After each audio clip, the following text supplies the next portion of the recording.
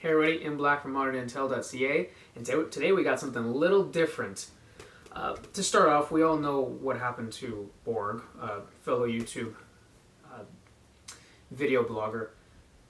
It's very unfortunate, of course, and most people have mentioned what has exactly happened, but I've chosen to do something that's slightly different, and that is to make a tribute about what he usually does, which is called borg-tech. So today I'm going to show you how to make your own magazine speed loader, as you can call it, and I'll show you how it works and everything. Now, to start off, I did not think of this idea. This was thought of from Lieutenant Dan on the MILSIG Empire forums, also LT Dan, and he also posted up his own videos online, so I'll link to that in the bottom. Basically, it's just a 100-round pod. As you can see, I got some paint there already. And you drill a hole in the top, and then you add some piping that I'll show you how to do it, and you can put a little cap on if you want. So how it works is you got the top, and then you got your MILSIG mag or Rap4 mag. I already pre-wound this one. Stick in the top, and there's a little bridge on this in the center of it, so the collar catches, and you just push down, so it releases the detents. Flip it over, and then you just kind of like shake load it. Usually it's pretty close. Let's see if we can get that last ball. Yeah. So there you go. That took me a couple seconds. Usually you'd have to load it in single one by one, right? But like with a pod, of course, you can just scoop it in, and then you just dump it in like that. So you even have like 7 or 8 mags. It's pretty quick to load. And to unload, you just flip it upside down again. Press the detent down. And there we go. There you go. All gone. So, speed loader for MILSIG or Rap4 mags. Going to show you how to make it, borg-tech style. Here we go. Here's everything that you're going to need to make the speed loader. Okay, number one, obviously you're going to need a pod, one with a flat top. You can use any round count that you want. This is 100 rounds. Again, just as long as it has a flat top so we can drill through the top, which is what we'll be doing later on. Next up, you're going to want a, what is it? Actually, we'll start with this. A 3/4 inch coupling, as it's called. There's no threading on the inside, but there is a slight bridge that steps up a little bit, like a little step. And that's very important to how this works. So you're going to want one of those 3/4 inch PVC coupling once again. And then after that, you're going to want a 1 inch slip cap, as it's called. It just fits on top. And this, you don't need this really, but it is good so you can have a little cap. And we're also going to cut this up a little bit. So you're going to want a bandsaw or a scroll saw or a hacksaw, just anything to cut through it. Dremel will be good. And then of course, once you drill through this, we're going to be filing down to get the exact size. So you're going to want like a little, what is it, half circle file. Something a little more rough so it'll file it down. And also when you make your cuts, you're going to want to sand down these pieces. So just some rough sandpaper. It doesn't really matter, 500 grit. Yeah, whatever. Something a little more rough. So that's about it. Now we're going to get to showing you what to do from here. I'm using my scroll saw again. You can use a hacksaw or whatever you want. I'm going to turn it on.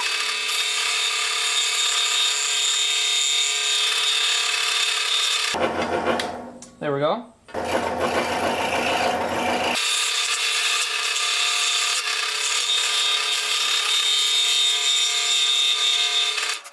And now, as you can see, is that these might not be exactly flush, like flat.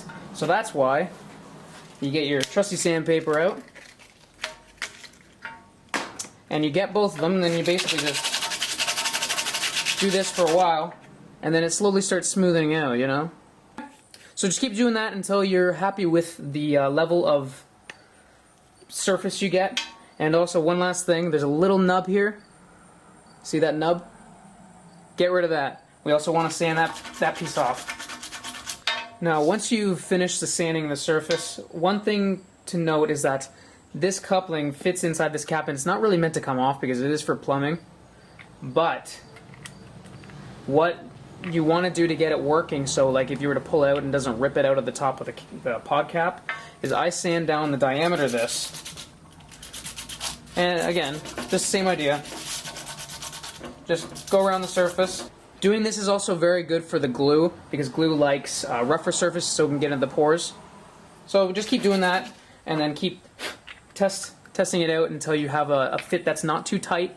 So we got our pod, and we're going to cut a hole through with my drill press.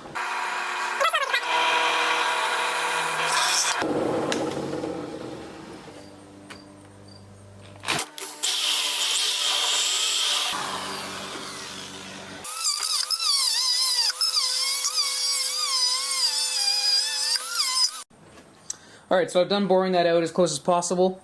As you can see, it almost fits, but you want it snug. So I'm going to grab my half circle shape file, whatever you call it, and basically just keep going around the inner diameter. As you can see, you can get a good angle.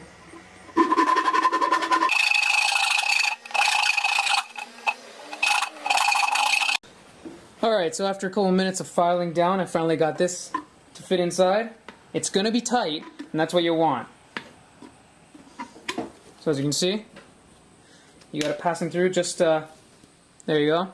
So see, that's really all you want, but before we glue it, all you want to do is grab your sandpaper again, and you want to sand down the grooves on the top. If there's any gloss on it, you want to sand down that too. Just make it rough. You don't need to sand it all down. You want basically a surface that the glue can adhere to. Alright, so now that we've got the hole cut out that fits this, and you got your cap cut, basically before you want to do this step, you want to clean the inside of this and this to make sure there's no dirt or grime on it.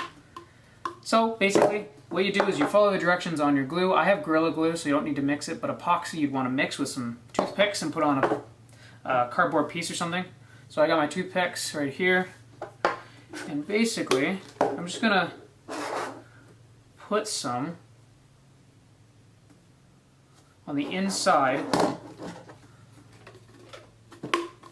of this.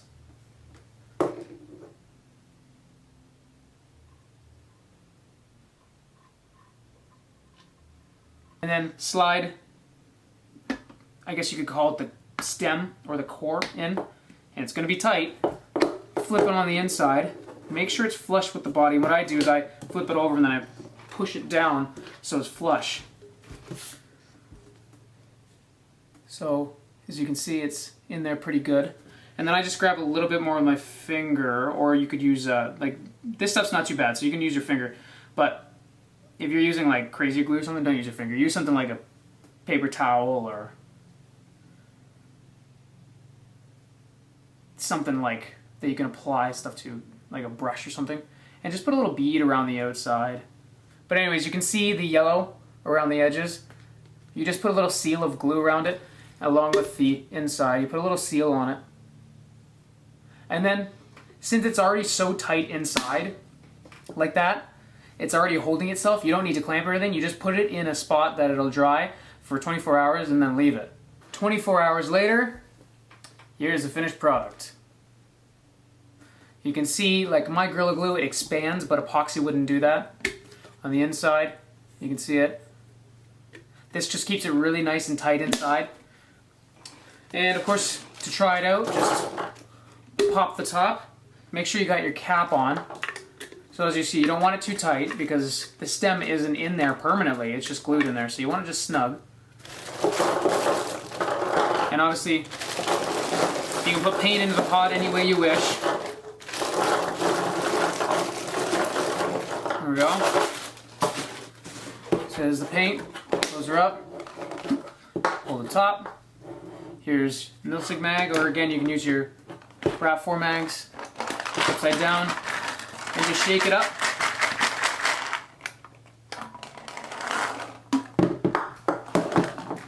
See him? There we go. So, pretty quick loader. That's why we call it a speed loader.